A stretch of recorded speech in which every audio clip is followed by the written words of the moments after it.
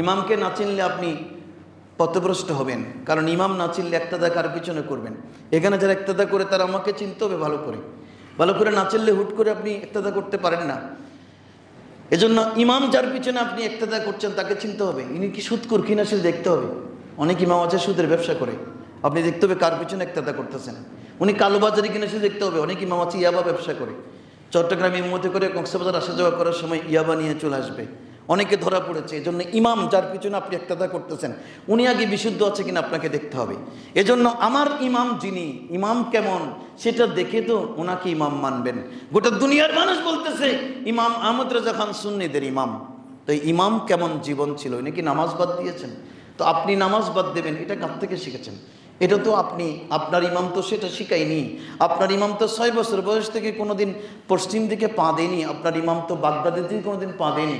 দাদাজি বলছিলেন, মুফতি রাজা আলী খান রহমতুল্লাহ আলাইহি বলছেন যে এই উত্তর পশ্চিম কর্নারের দিকে হচ্ছে বাগদাদ শরীফ, ওদিকে কোনোদিন দাদা কোনোদিন পা টানিও না।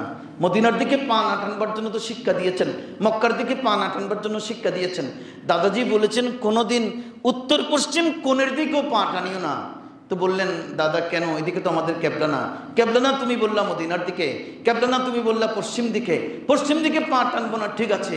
তখন বললেন ওদিকে হচ্ছে আমাদের তরিকতের ইমাম শেখ আব্দুল কাদের জিলানীর মাজারে পাক, তরিকতের ইমামরা ওদিকেও কোনোদিন পা টানতে পারবে না। কৌসে বাগদাদ হচ্ছে আমাদের তরিকতের শানশাহ। আলা হযরত বলছেন আমি কেমন কাদেরি, আজকে তো সবার নামের পরে কাদেরি, আমরা সবাই কাদেরি, কিন্তু কাদেরি আগাগোড়া কিছু ঠিক নেই। ইমাম আহমদ রেজা কাদেরি ছিলেন, কেমন কাদেরি, ইনি উত্তর পশ্চিম কোণের দিকেও কোনোদিন পা টানেন নাই। পা নয়, কোনোদিন উত্তর পশ্চিম কোণের দিকে পেশাব করা দূরের কথা, বাথরুম করা দূরের কথা, থুতু ফেলা দূরের কথা, পা টেনে কোনোদিন বসেন নেই, পা টেনে কোনোদিন ঘুমান নাই। পা টানবেন কোত্থেকে? উনি তো পা টেনে ঘুমাতেন না। ঘুমাতে গেলে বিছানার মধ্যে মোহাম্মদ শব্দটা পড়ে থাকতো। জোরে বলুন সুবহানাল্লাহ। ওনার ছাত্ররা বললেন হুজুর এটা কীরকম ঘুম? আপনি তো ঘুম যান না, 2-3 ঘন্টা ঘুম যান, আমরা তো একবার শুইলে আর খবর নেই, রাতের 12টায় শুই, দিনের 12টায় উঠি, আমরা তো ঘুম যাইতে আসছি মূলত। কবরে কিন্তু আমাদের ঘুম থাকবে না, মায়ের ছুটে আর ঘুম থাকবে না, ঘুম পৃথিবীতে যাইয়া নিচ্ছি। ওনারা দুনিয়াতে ঘুমান নাই, কবরে ঘুমাবেন, মাঝরে পাকে ঘুমিয়ে থাকবেন, নাম কানোমাতিল আরুস, কবরে দুলহার মতো ঘুমাবেন, কিন্তু দুনিয়াতে ঘুমান নাই। ডেলি 2 থেকে 2.5 ঘন্টা ঘুমাতেন। ঘুমাতে গেলেও ছাত্ররা বলতেন হুজুর এটা কীরকম ঘুম, আপনি এটা কি ঘুম যান, এরকম কি মানুষ ঘুমাইলে শরীর স্বাস্থ্য ঠিক থাকবে? বলে যে কীরকম? বলছে আপনাকে দেখি পেঁচিয়ে পড়ে থাকেন, বিছানার মধ্যে যেভাবে ঘুমান, আপনার শরীর মোবারক দেখলে মনে হয় মোহাম্মদ শব্দটা বিছানার মধ্যে পড়ে আছে। জোরে বলুন।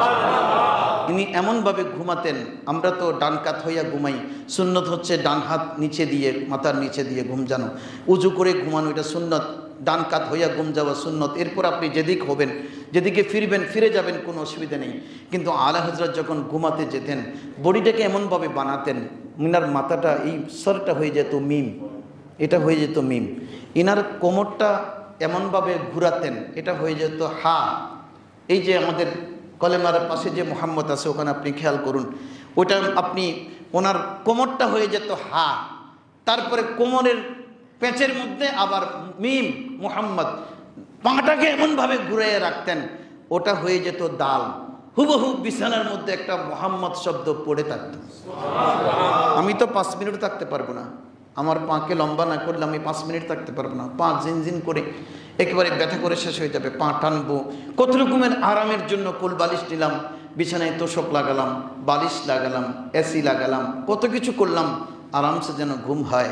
কিন্তু আলা হযরত বলছেন আমি 2-2.5 ঘন্টা যতক্ষণ ঘুমাবো, আমি ঘুমাবো না, আমি অবিকল মুহাম্মদের নকশা হয়ে বিছানায় পড়ে থাকবো। ছাত্ররা বললেন হুজুর কারণ কি? এভাবে ঘুমাতে তো আমার রসুল বলেননি। রসুল তো বলেছেন ডান হাত হয়ে, ডান বাহু মাথার নিচে দিয়ে আপনি ঘুমাবেন, তারপরে যেদিকে উল্টাবেন উল্টান, কোনো অসুবিধা নেই, আপনি ঘুম যাবেন। ঘুম এটা কিন্তু আল্লাহ তাআলার নির্দেশ, আপনি ঘুম যেতে হবেন। আল্লাহ নিজেই কোরআনে বলেছেন ওয়াজআলনাল লাইলা লিবাসা, যে আমি রাতকে বানিয়েছি বিছানা স্বরূপ, রাতে তোমরা ঘুমাবা, কারণ তুমি ঘুম গেলে তোমার মস্তিষ্ক ঠিক থাকবে, তোমার ব্রেন উর্বর থাকবে, তোমার স্বাস্থ্য ভালো থাকবে। কিন্তু হুজুর আপনি তো কোনো কিছু তোয়াক্কা করেন না, 2-2.5 ঘন্টা যা ঘুম যান এটাও বিছানায় মোহাম্মদ হয়ে পড়ে থাকেন।